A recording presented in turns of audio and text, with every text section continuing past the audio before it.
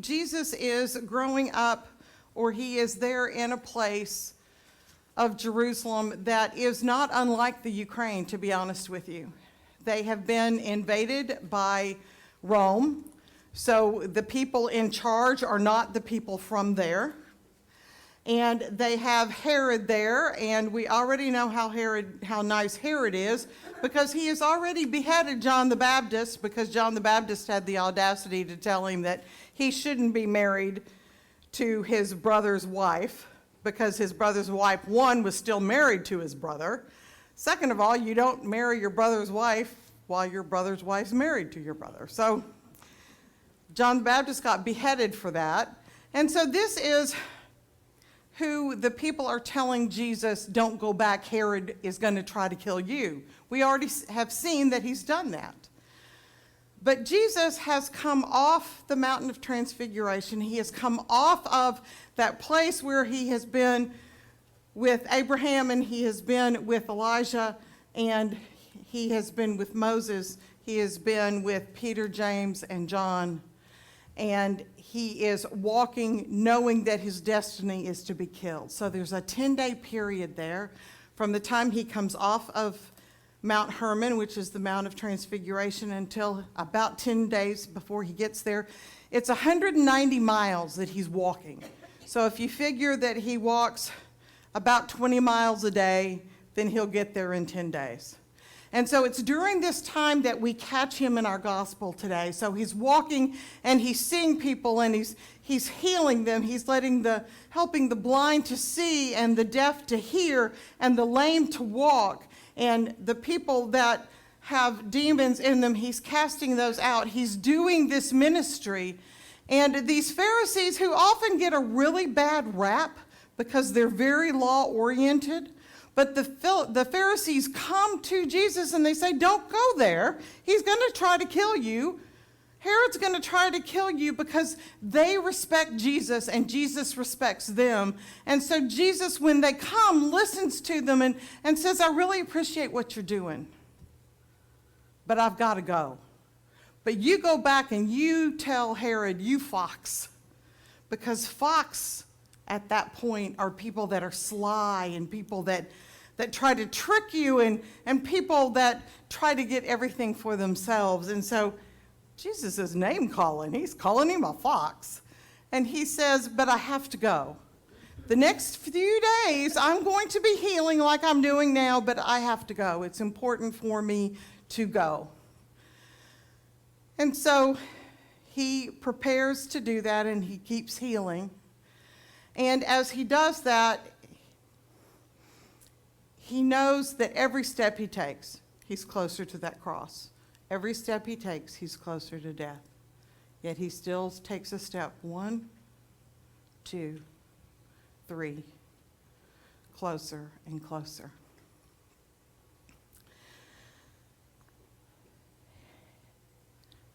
This time of year,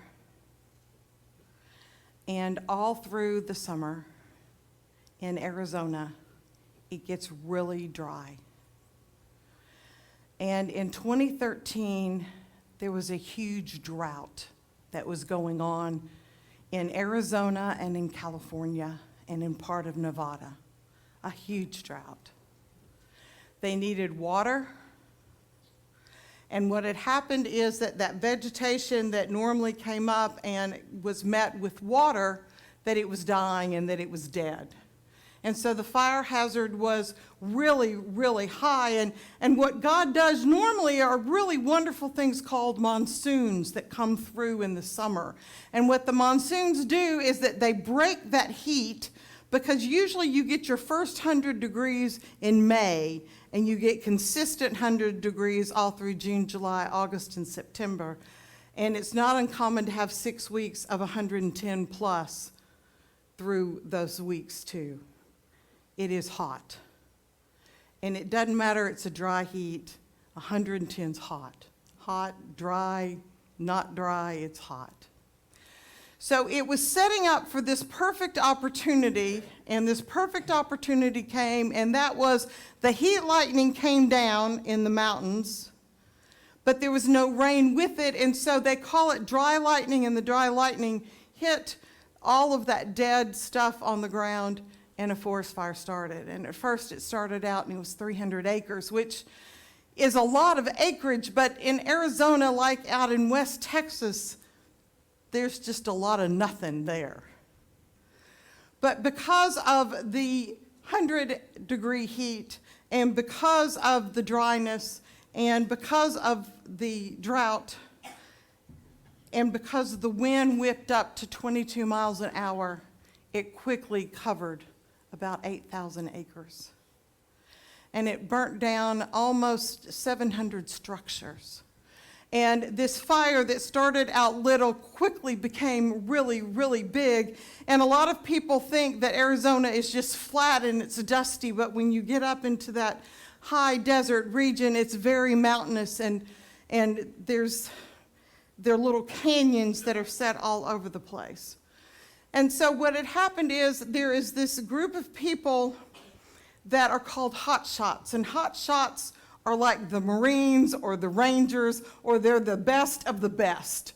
And these are the firefighters. Usually they're between 21 and 40, and they are oftentimes from firefighter families, and these are people that are trained to go in the very worst conditions and hit those forest fires. And it takes a lot of training to do it, because you're carrying all of this stuff on your back like most firefighters do, but there you're in intense heat, because you're in 100 to 110 heat before you get the flames of the fire.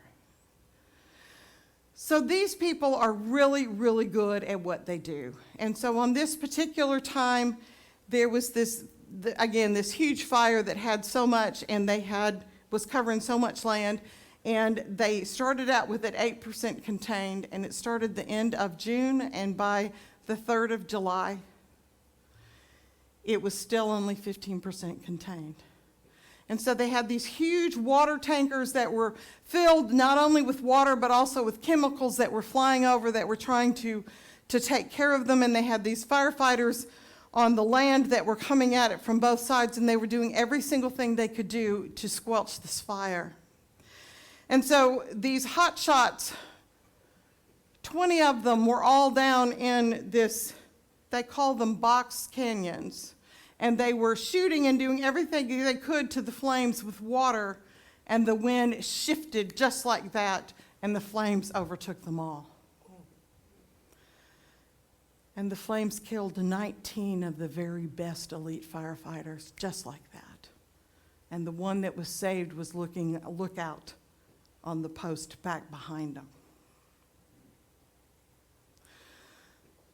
So when the recovery came to get those firefighters, they said when you stood down in that box canyon, some of them didn't even have time to get the tarps over them that they normally carry, that are supposed to cover them up and keep them safe, because it happened that quickly.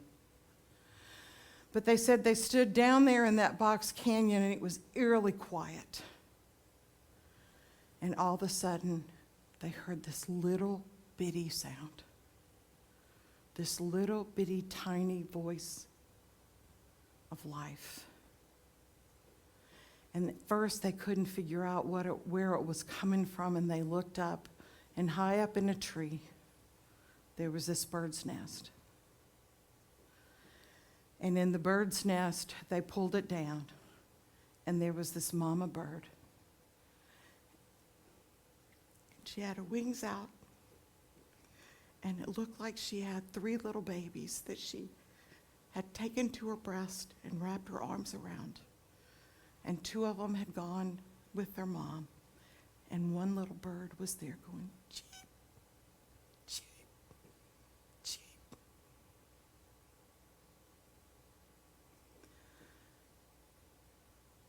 That's the mother's love that Jesus is talking about in today's gospel.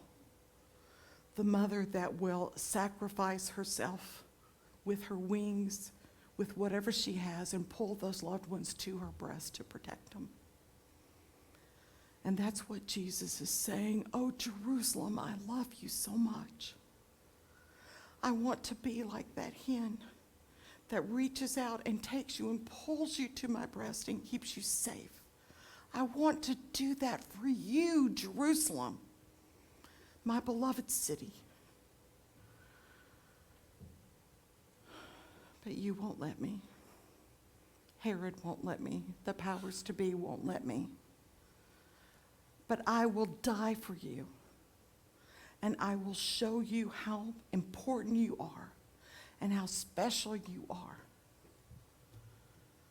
Because even though I can't pull you to my breast at this point in time, I can surround you with my wings, and I can die for you to show you the love that I have for you.